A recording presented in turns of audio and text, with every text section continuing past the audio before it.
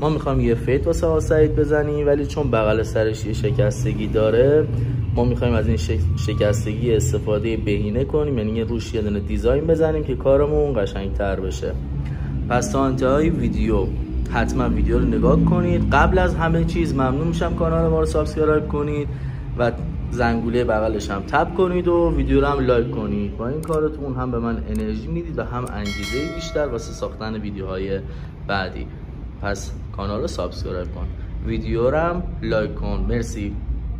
خب بچه‌ها، برای اینکه ما بخوایم کار رو شروع کنیم، چون این کار کاملا بداهه است، من اول میام خطی که شکستگی داره رو کلا میام تخلیه میکنم که ببینم چه اجازه‌ای به من میده من بخوام روش دیزاین بزنم.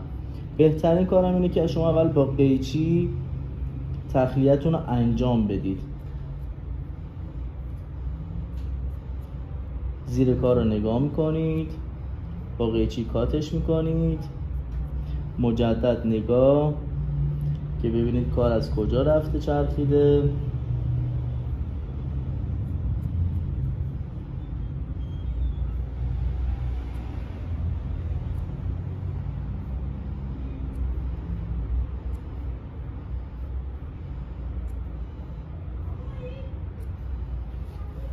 میبینید کار الان کامل تخلیه شده تا این کار. حالا دوباره میدیم بالا، مشخصه الان کجا چرخیده.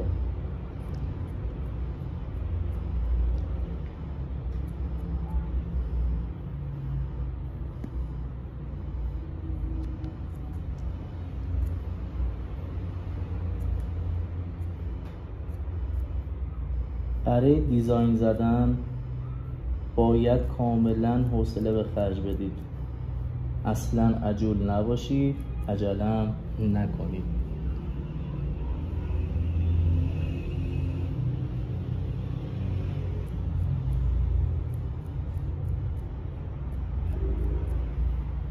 چون حجم این قسمت زیاده من یه خورده رو به بغل میگیرم که تخلیه‌ام راحت تر باشه.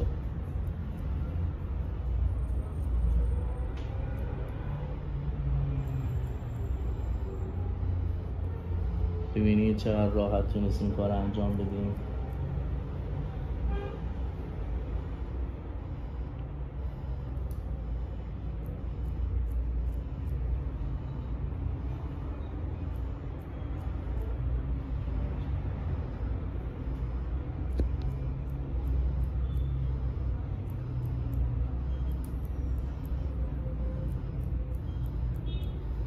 خب من تا اینجا فعلا تخلیه رو انجام دادم. یک مقدار جلوتر شکستگی هست مشخصه تو دوربین، ولی من این قسمت رو تخلیه نکردم چون نگه داشتم برای خط شقیقش که حالا یه خورده دیگه ماش بلندتر بشه بتونیم خط شقیقه رو پر کنیم. این تخلیه اولیه رو الان انجام میدیم، کامل مشخصه که ما چه کاری میتونیم روش انجام بدیم. حالا میایم با خط زن یا با تریمرتون خط رو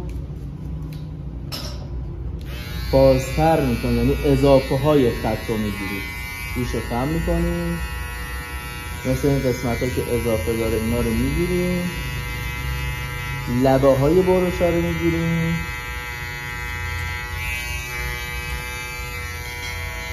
دوباره از این ور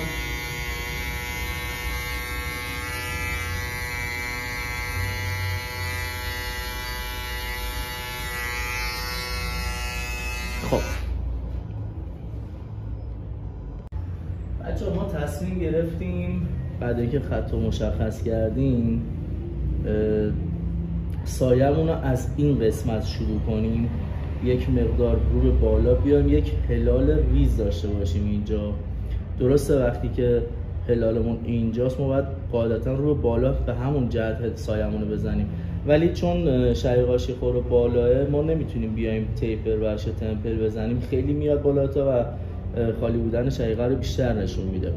پس تصمیمی که من گرفتم اینه که یک مقدار از این قسمت سایه بزنم براشون، فیدشو بزنم، یعنی هلال رو به این ور خودم بیام شکل بدم و برای پشتش هم واسه اینکه بتونم یه سایه 2 سانتی بخوام بزنم براشون یا مید فید بخوام بزنم براشون، یه دونه الگو این ور میخوام که بخوام از همون مسیر اون رو ادامه بدم، وصلش کنم به سایم. خب بچه‌ها من از نمره 1.5 ماشین اول استفاده میکنم.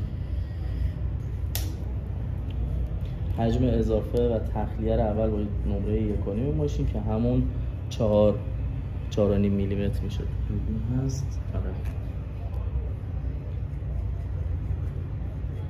با گارد نسبتاً باز تخلیه اولیه رو انجام میدم.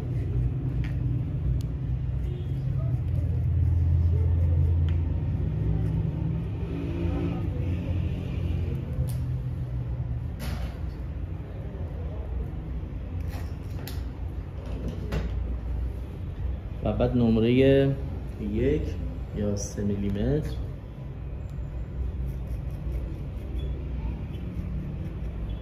پایین تر از خط 1.5 میلیمترمون. متین کولر رو بزن. مشتبه قطعش کن.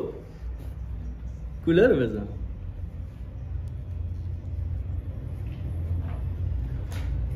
مشتبه روشنش کن. مشتبه تخلیه پایین انجام بدیم و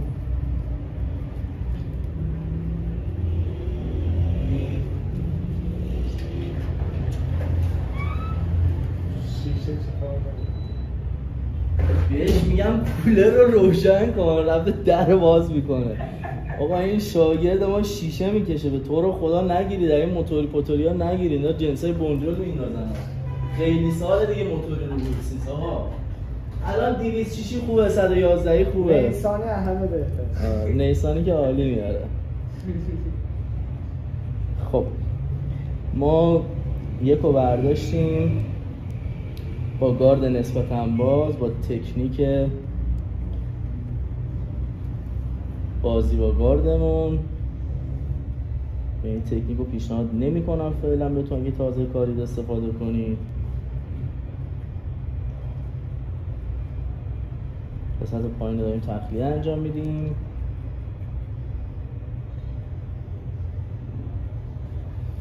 بچه‌ها ببخشید اگه موزیک روی ویدیومون نیست یا اینکه موزیک نداشتیم پخش بشه، به خاطر حق نشر یوتیوبمون هست، چون به شدت اذیت میکنه. یه خورده خشکه دیگه، لذت ببرید.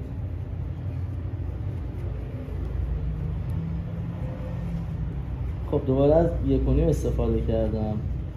یک مقدار بالاترش رو پله بالاشو دارم تخلیه میکنم و که به اندازه و رنگ دلخواهمون برسیم.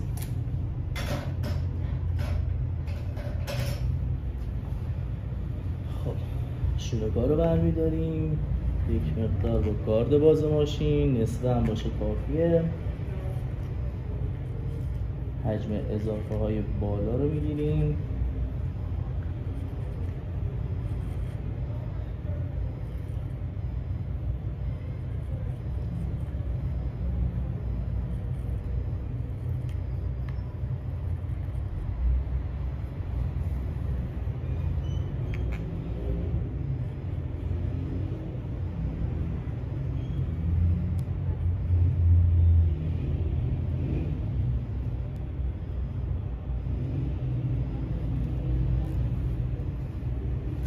فعلا دیگه با این هلال کاری نداریم، کار زیاد داره ولی فعلا باش کار نداریم، چون من یه الگو تقریبا میدفید توی ذهنم ساختم این قسمت رو و میخوام ادامه شنیدن برم که ببینم نتیجه کارمون چی میشه، که اگه اون میدفید جالب نشد بتونم آدم همون هلال حفظ کنم اینجا.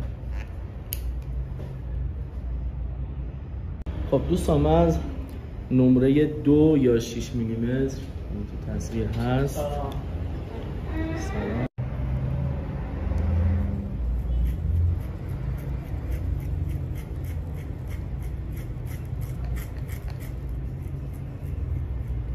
چون من این قسمت نگه داشتم چون قراره یه دیزاین هم اونجا بزنیم. حالا یه خورده حجمش رو کم میکنم به اندازه مورد نیاز.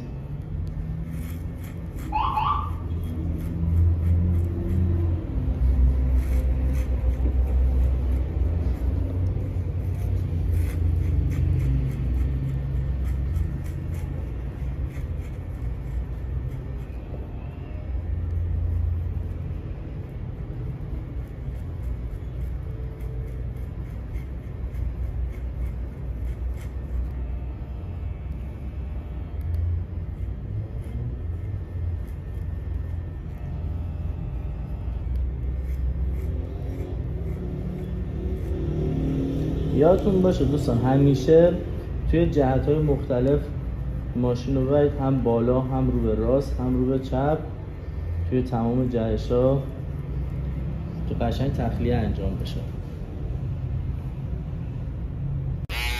خب بچه‌ها من قسمت یه هلال در میارم، فقط قسمت نگه میدارم. هلال ریز اینجا شروع میکنم برای کارم.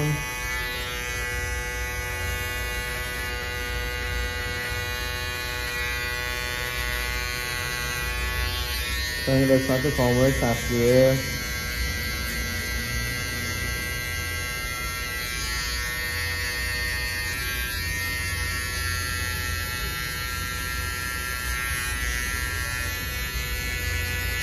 توی کارهای دیزاین و طراحی چیزی که خیلی مهمه سلیقه آرایشگره و اینکه اون مدل مویی که شما میخواید بزنید چقدر دستتون رو باز میذاره تو این زمینه، بتونید چه کارهایی رو سرشون انجام بدید. و از همه مهمتر خب تکنیک قطعا مهمه، شما باید بداهه این کار رو انجام بدید. اگه هم الگویی مد نظرتونه که پیشنهاد میکنم اگه خیلی حرفه‌ای نیستید اول الگوتون رو با یک مداد سفید که برای ابروها استفاده میکنن روی سر مشتریتون طراحی کنید و بعدش خط کشیتون رو انجام بدید که حداقل بدونید چه مدلی رو باید روی سر مشتریتون مشتری پارسیم تمام رو واقعتش کن بخواید انجام بدید. خب بچه من از شیور برای قسمت های پایین کارم واسه اینکه یک کار تمیزتر و شارپ‌تر باشه از شیور استفاده میکنم. پایین کار رو موقع شیور زدنتون اصلا دستتون رو فشار ندید چون به شدت یه پله بدی ایجاد میکنه براتون.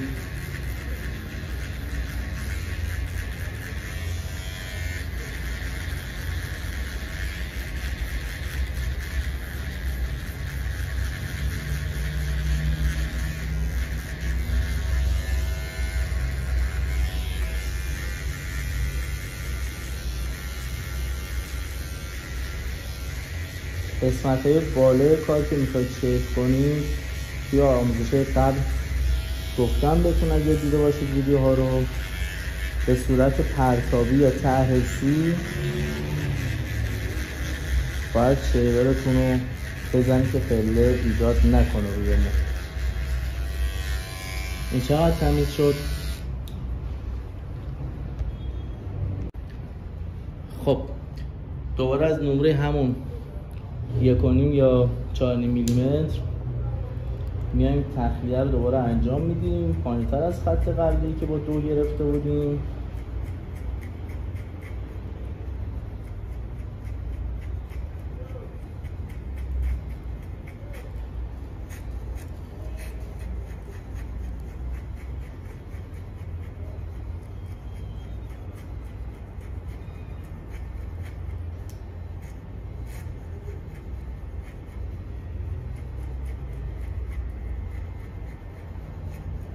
شما برای فید زدن هر چقدر تخلیه‌تون تمیزتر انجام بشه یا به قول خودمون زیرسازیتون بهتر انجام بشه یه فید با کیفیت‌تر رو بدون لکه دارید.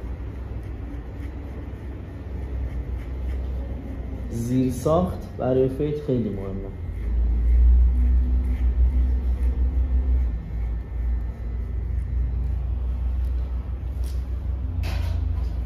دوباره از نمره 1 یا 3 میلیمتر توی قسمتی که هلال داره من اگه بیام به این صورت بزنم اینجا یه 8 درست میشه، مجبورم که از گوشه ماشینم استفاده کنم و به همون حالت هلال ماشینمو بچرخونم.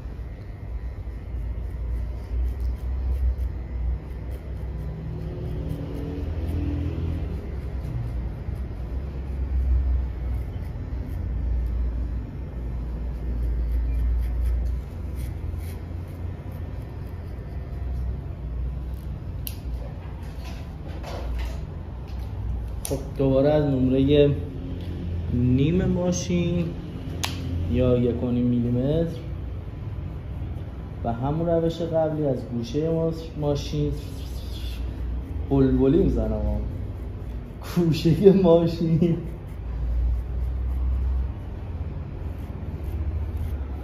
روی خط گایدلاینمون، روی خط الگومون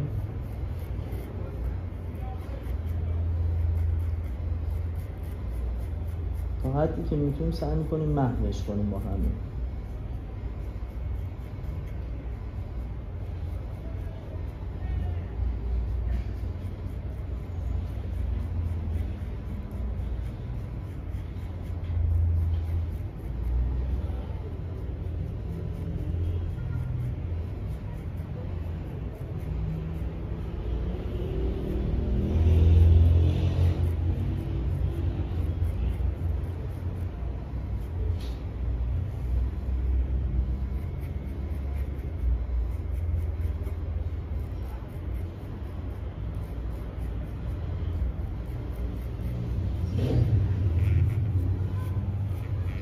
بچه اگه تا اینجا ویدیو رو دیدید ممنون میشم که دوباره میگم بازا کانال سابسکرایب کنید و ویدیوها رو هم لایک کنید. خسیس نباش آقا، لایک کن. خسیس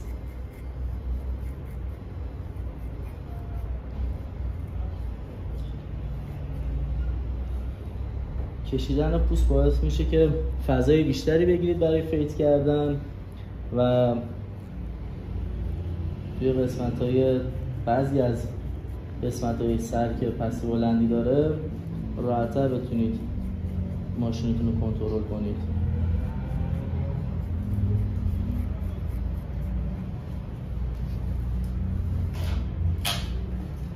خب گایدلاینمون یه مقدار مشخصه و با گارد ماشین یه مقدار بازش میکنم نصف تقریبا. دوباره به همون حالت از تیغه ماشین استفاده میکنم.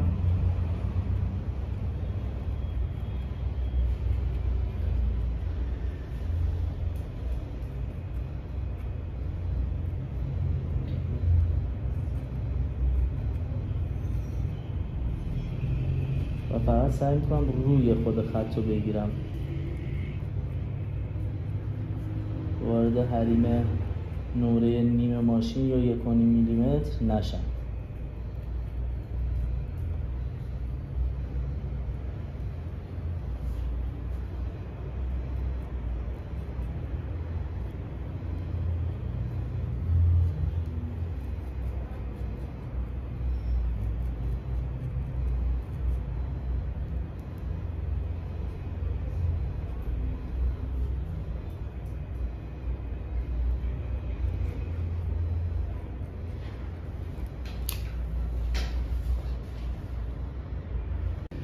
خب دوستان ما تقریبا زاویه مشخص، حالا پله بالا مونده ولی خب الان لاین فیدمون تقریبا مشخصه.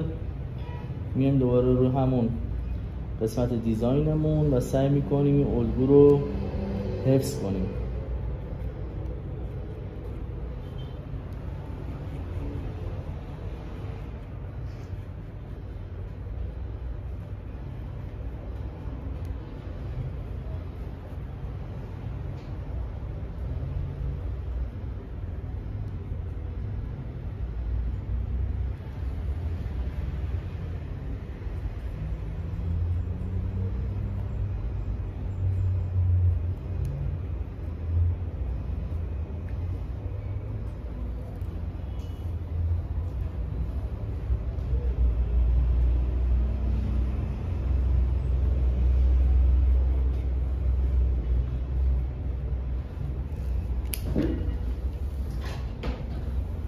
این کار رو دوباره از خطن استفاده میکنیم.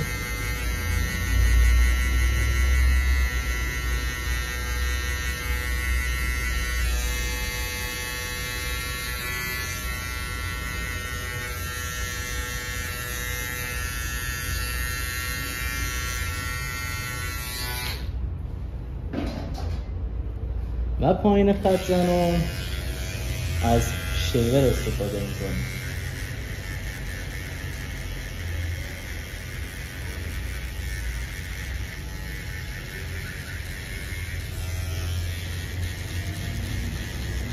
چون فضای زیادی ندارم تو این قسمت، من از گوشه شیورم استفاده میکنم و با حداقل نیرو.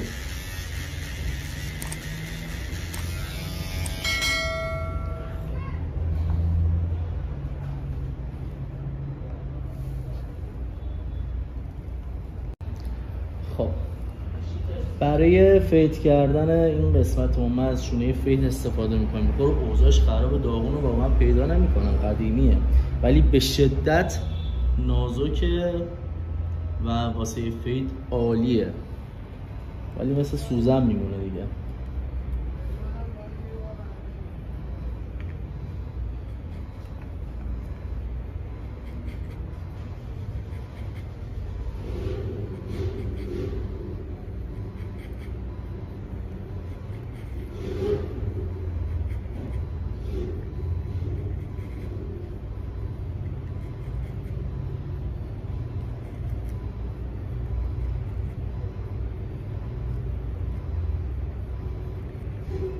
برای قسمتی که هلال دارم حتی برای فید کردن باز از 1/3 تیغم استفاده میکنم، چون انعطاف پذیری بیشتری داره و کارمو خراب نمیکنم.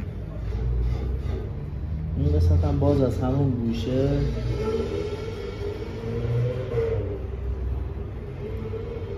از 1/3 این برای ماشین استفاده میکنم.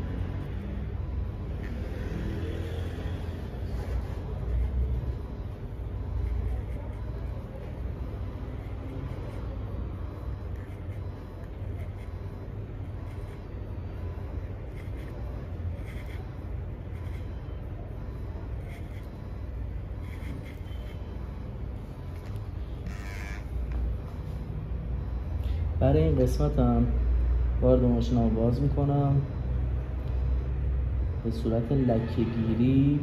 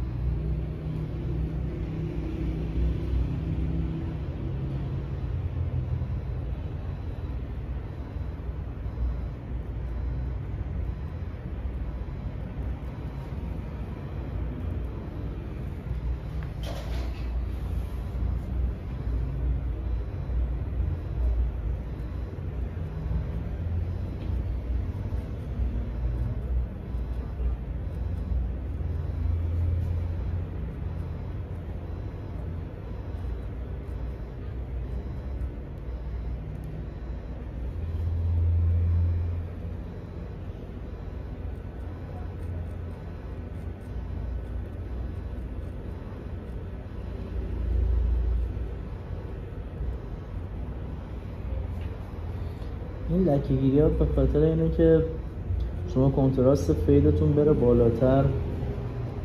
فقط مراقب باشید که از چه زاویه‌ای استفاده میکنید و چه حجم مویی رو دارید استفاده میکنید. دقت بالایی نیاز داره.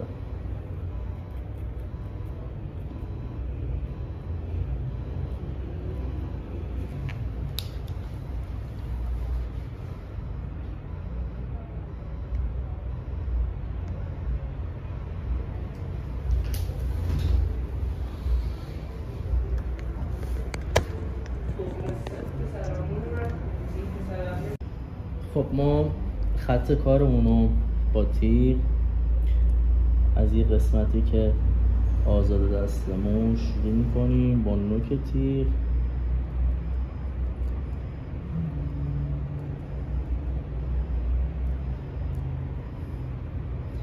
اون قسمت هایی که بیرون زدگی داره خطش رو یک دست میکنیم.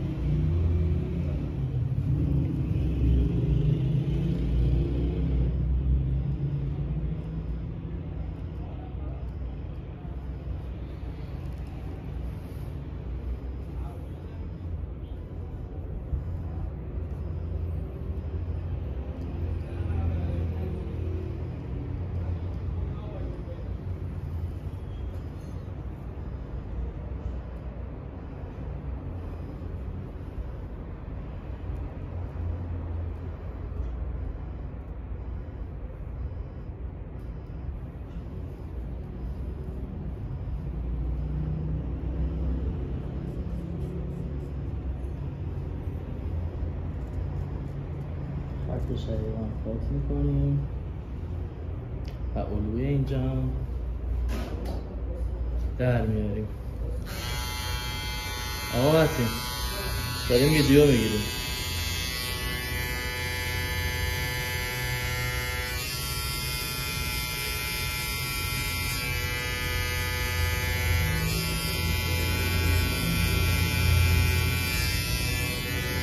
میگه همین شاگرد ما شیشه میکشه شما قبول نمیکنید.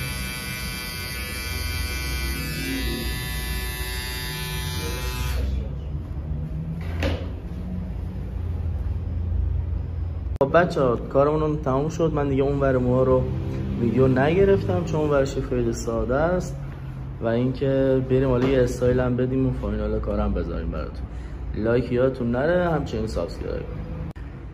خب بچه‌ها اینم از پایان کاره. امیدوارم که خوشتون اومده باشه.